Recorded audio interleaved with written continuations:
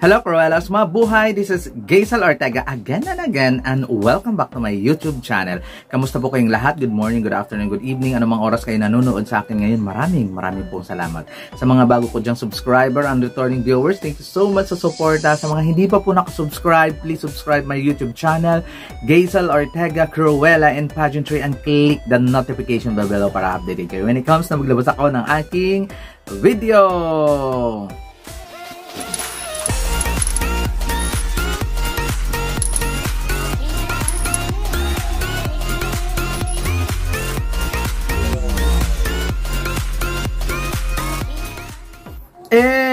Arigato! O, diba? Ngayon ay magbibigay ako ng aking final hot prediction dito sa Miss International 2023.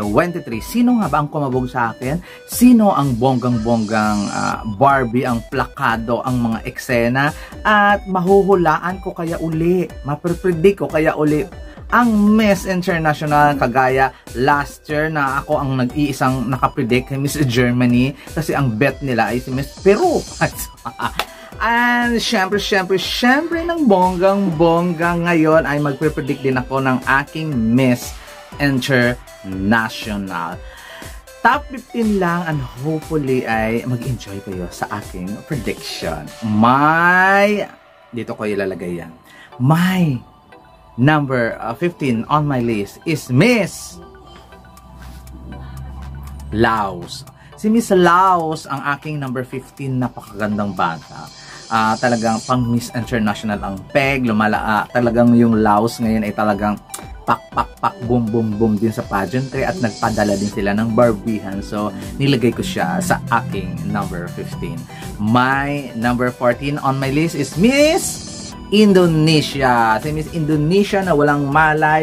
Parang di ko siya napansin lately. Pero before ay talaga lang namang kangabog-kabog talaga yung mga Indonesian na to. At ewan ko lang ba kung makipagbardagulan ba ang mga Indonesian dito sa Miss International or doon lang sa kabilang pageant na circus. Charot lang. My number 13 on my list is Miss Thailand. Si Thailand na maganda, mahinhin, charot. Maganda, mahinhin at Barbihan, Thainess. O, diba? Nilagay ko siya sa aking number 13 kasi pangabog at saka magbongga din ang kanyang mga pa-eksenan na lalong-lalo na doon sa preliminary competition. Sapat na ang ipinakita niya pero nilagay ko lang siya sa aking number 13.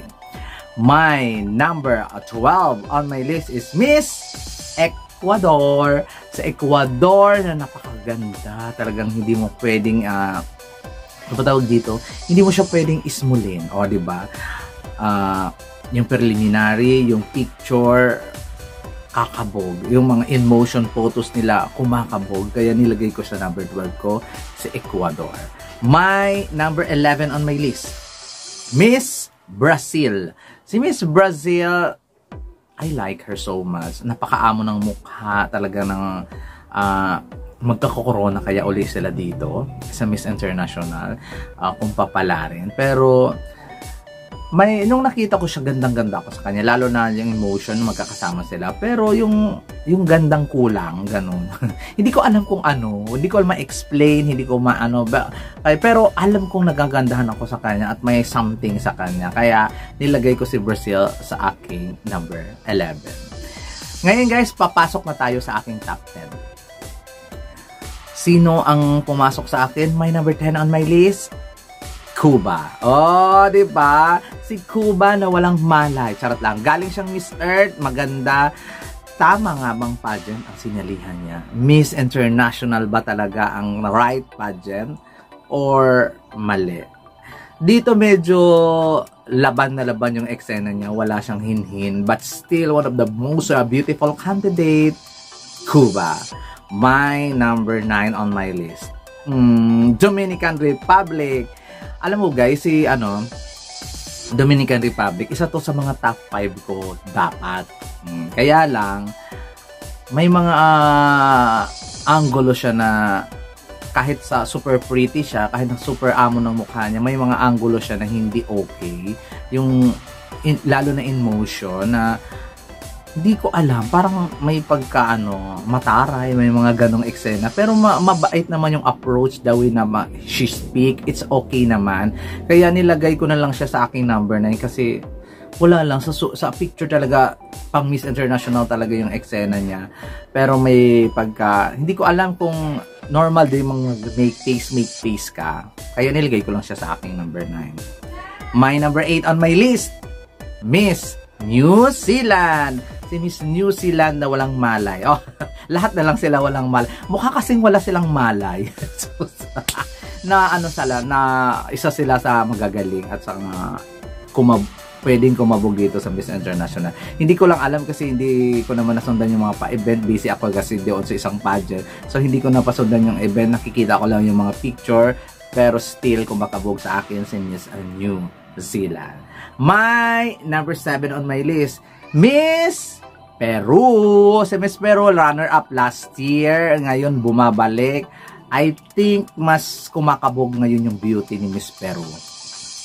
I think lang. Pero nilagay ko lang siya sa aking number 7 kasi parang kulang siya sa hype ng mga kababayan niya. Kasi last year talagang hype na hype eh.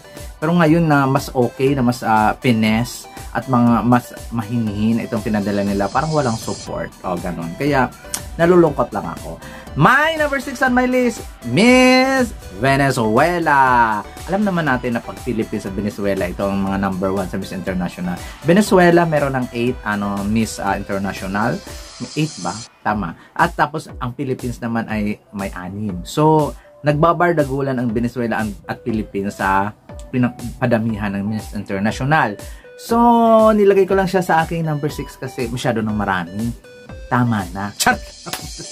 Char lang. Pero, alam ko namang kakabog si Miss Venezuela.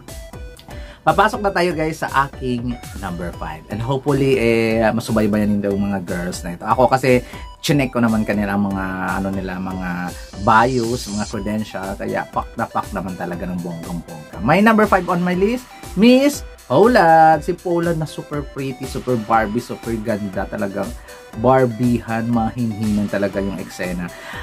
Gusto ko siyang sino man manalo dito sa number 5 and up ko. Gusto kong manalo Miss International. Bongga talaga siya. Bongga si Miss Poland.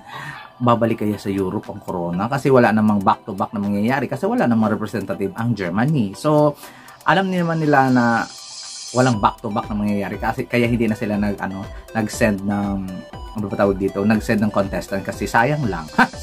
Di ba? Sayang yung pera. So, itabi na lang natin. Next year na lang lalaban. Mga ganon. So, ayun. Nilagay ko lang siya sa akin number 5. The only European sa aking top 5. My number 4 on my list. Hype na hype. Kabog na kabog. Colombia. Talaga lang naman. Babawi ba ang Colombia dito sa Miss International? Sa pagkaligwak nila sa kabilang pageant?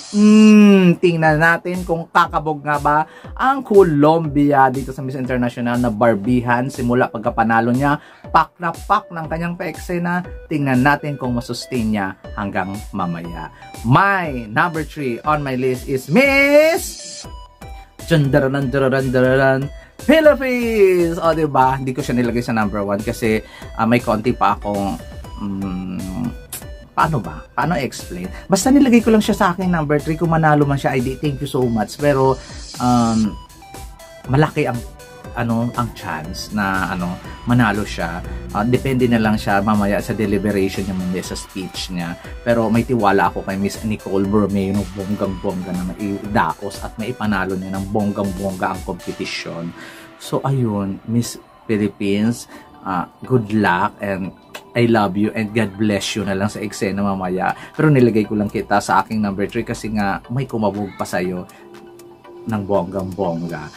My number siya on my list, Costa Rica. Si Costa Rica na, oh my God. Actually, maliit siya. Very petite. Siguro mga 5'6" lang yung height ni Miss Costa Rica. Pero napakaganda din.